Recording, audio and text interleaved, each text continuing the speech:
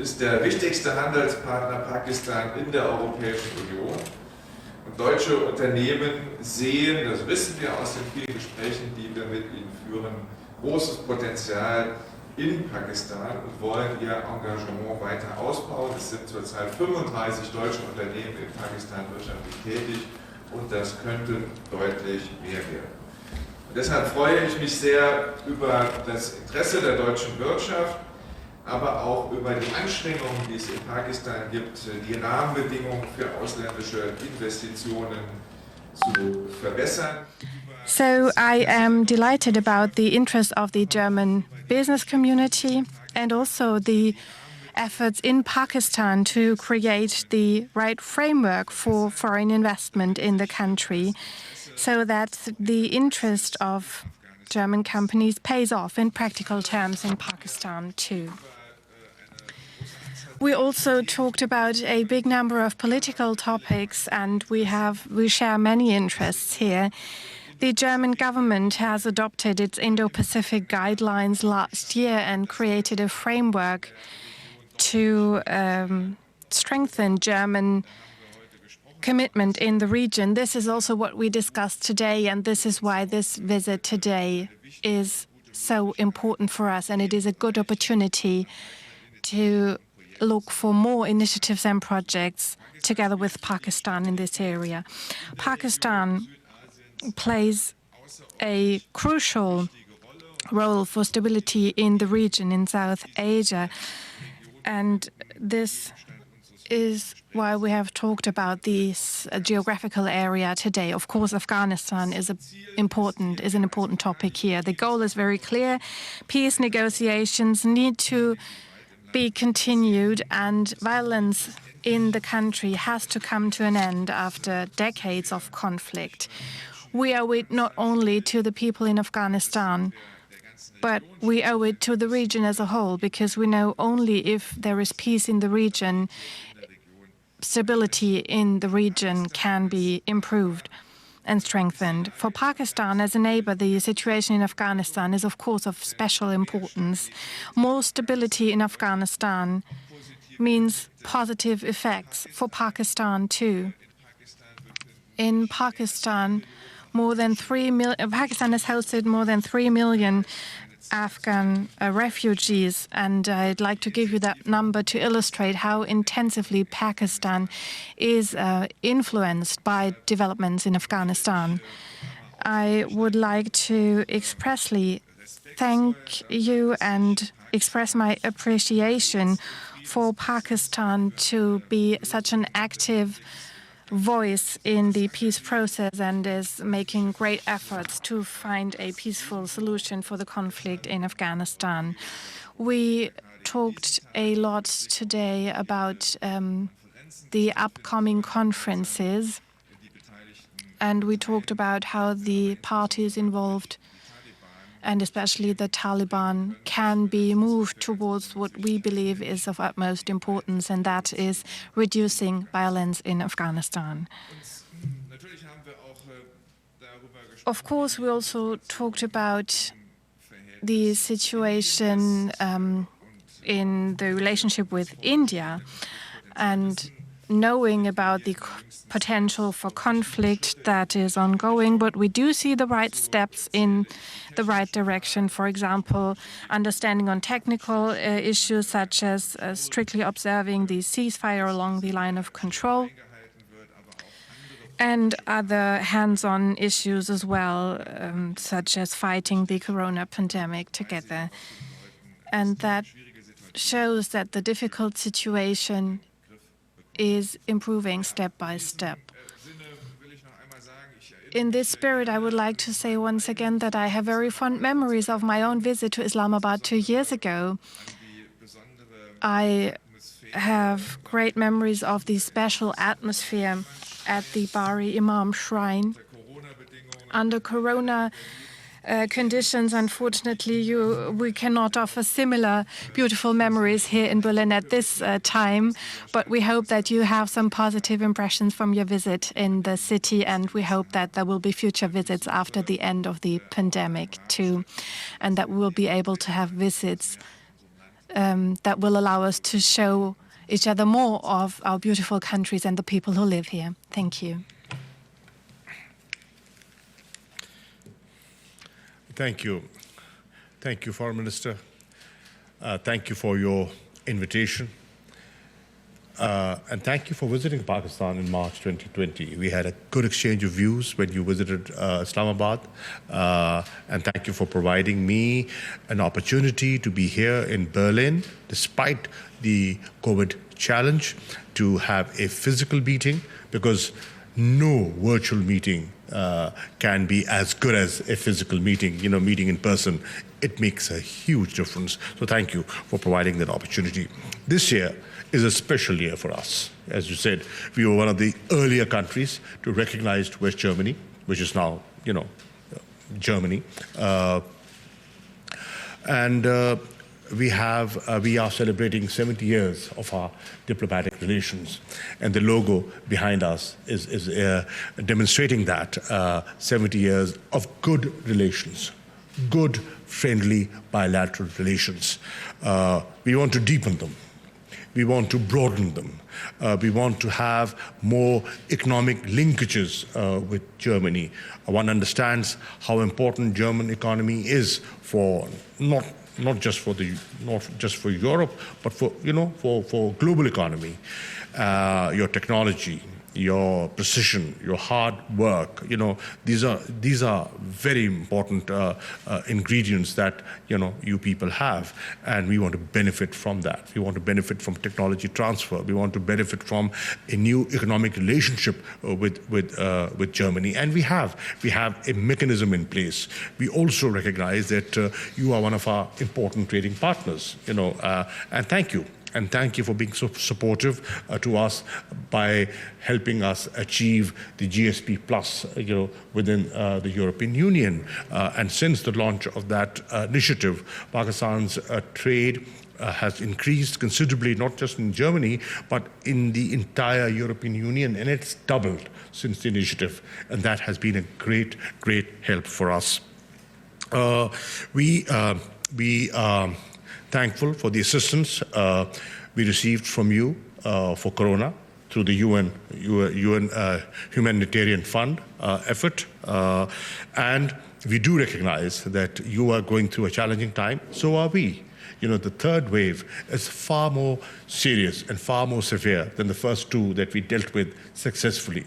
So we have to see how we can cooperate with each other dealing with this pandemic, because as I said earlier on in our talks, that nobody's safe till everyone is safe. The interdependence is so pronounced now, and we have to understand that. And that is why you have to play your role in getting vaccination out to the developing world. And thank you for being supportive on this initiative of additional providing 15 million doses to Pakistan by May, and COVAX, can play a very, very important role in that. So thank you for your support. We need vaccination. We have a country of 220 million people, and the vaccination that is being, the vaccine that is being inoculated is primarily the Chinese that we've got, and that is still not enough. So thank you for helping us. On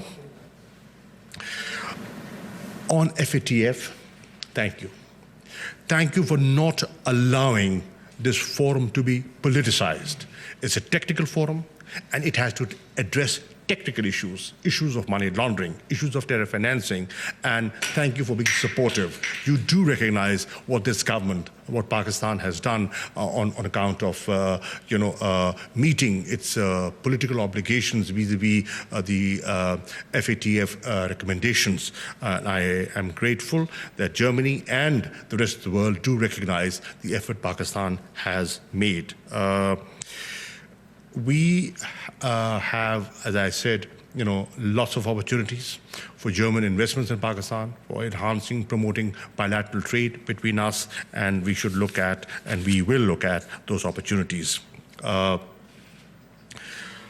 Chancellor Merkel has done a great job representing her country so ably, and I am sure she would be recognized not just by the people of Germany, by history, for the role and for the stability and the growth this country had under her leadership. I know she is keen to meet Prime Minister Imran Khan, and she finds him as an interesting interlocutor, but the COVID is a big challenge, and hopefully, if things improve, they can have that meeting. And Prime Minister Imran Khan is equally keen to visit Germany and meet with the leadership over here.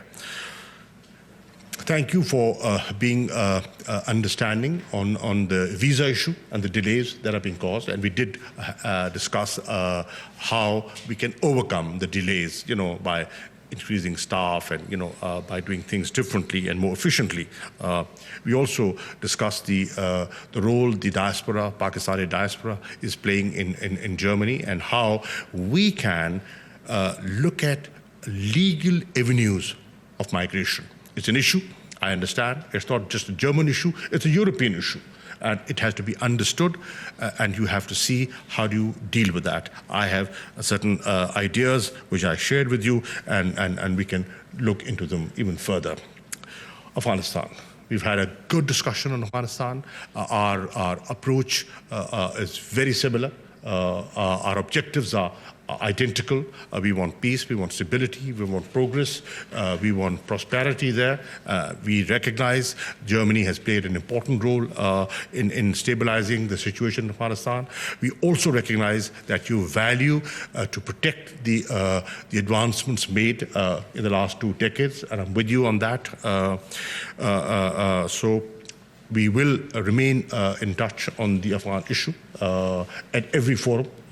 If there is an Istanbul meeting and other processes, you do recognize that the Doha agreement was a step forward, and we need to build upon it, and that's what Pakistan has been advocating. So thank you for doing that. On the security situation, the peace and security situation in South Asia, I've shared my views. I have said that Pakistan has been keen in normalizing relations with India. We want to live in peace with all our neighbors, including India. We have issues, and those issues can only be resolved through dialogue. And for a meaningful dialogue to take place, we need a conducive environment.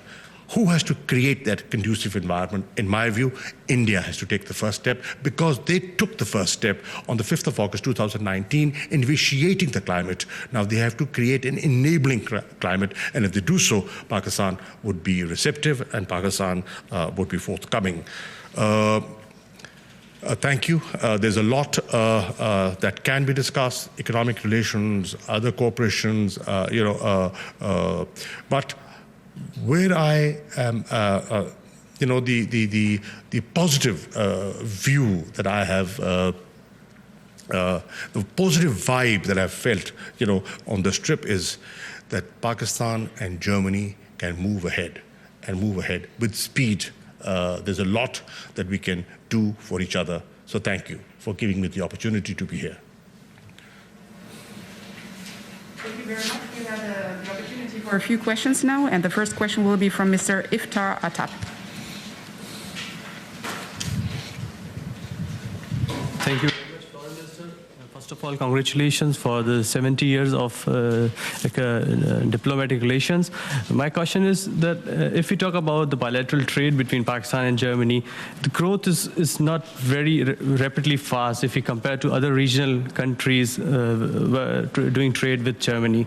So Pakistan, however, offers a lot of conducive environment, new investment policies, but Germany haven't been able to take benefits of these investment opportunities. If we see China also investing in Pakistan immensely. So my question is why Germany is still a bit reluctant in terms of economic cooperation. Mr. Qureshi, if you can also comment to that. Ja, das ist ja einer der Gründe, warum wir heute zusammen.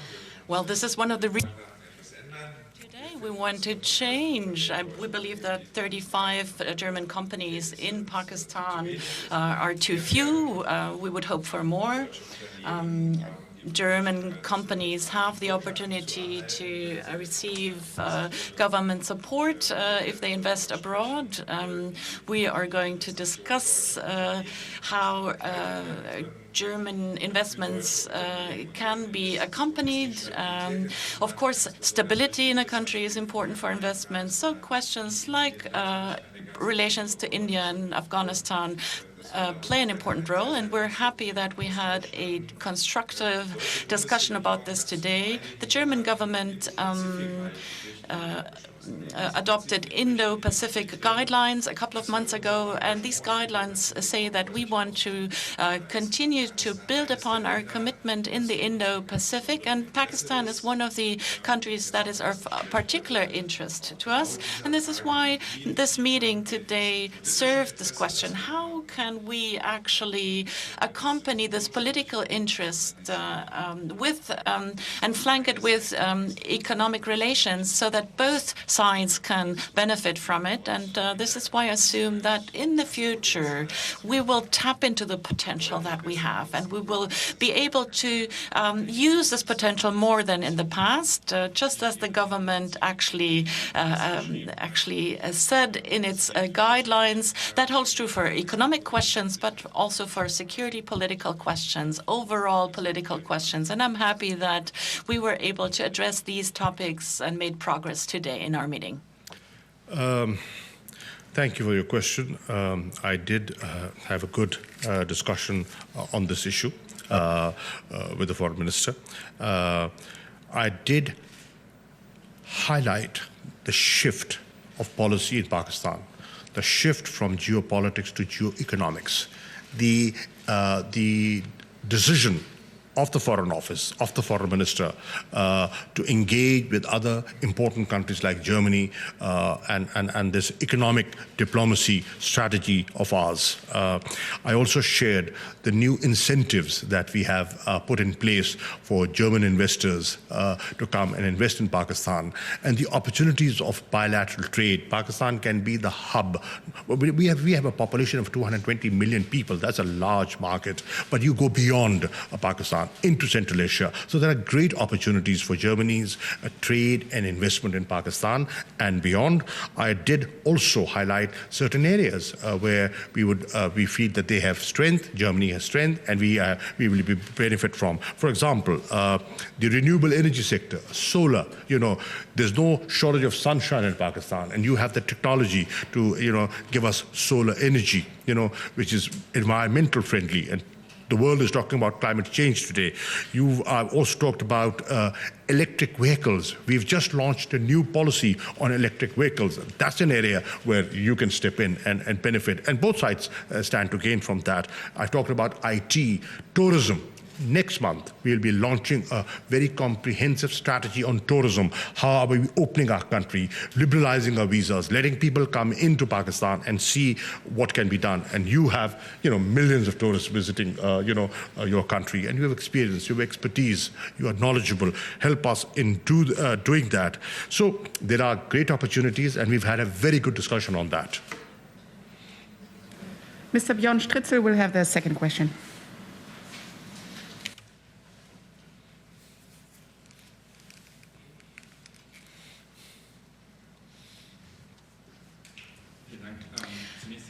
Thank you very much. I'd like to ask the foreign minister. You mentioned the conflict between the nuclear powers, Pakistan and India. In the past week, you started renegotiating with another potentially a nuclear state in the region.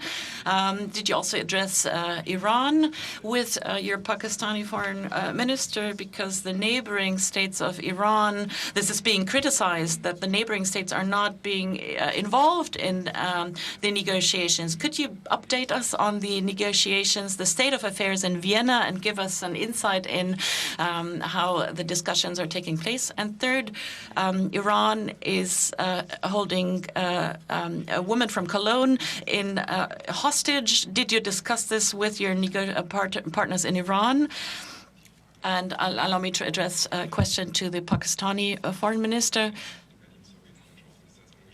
The German foreign minister said, "You're not able to do sightseeing in Berlin." I would have liked to show you a mosque of the Mahdi Muslims in Berlin. Whenever I talk to them, we had a report, a big report about them. They all tell us because why they come to Germany, because they were being persecuted. The Ahmadis are not the only minorities in Pakistan. Christians suffer from laws, people from Baluchistan, which are cut off economic development. Could you tell us when all citizens in Pakistan enjoy the same rights? Allow me to begin on the consular case you mentioned. We actually are in contact with the authorities in Tehran. We hope to find a solution. We're trying to do this on the consular path and trying to do it informally, which is in the interest of the persons affected.